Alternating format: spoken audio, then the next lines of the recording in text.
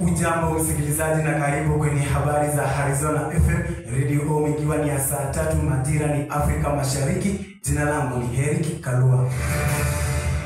Mwenyekiti wa Royal Media Services Dr. SK Macharia amefika Kangora Jaramogi akiandamana na gavana wa Homa Bay Gladys Wanga kuifadhili familia ya mwenda zake Raila Odinga. Polisi katika kaunti ya Kakamega wameanzisha msako dhidi ya wanaume waliopachika mimba wanafunzi 31 wanaofanya mtihani wa kitaifa. Watu watatu wauliwa baada ya kuvamiwa na majangili katika eneo bunge la Mbombe Hills, Pokot Magharibi.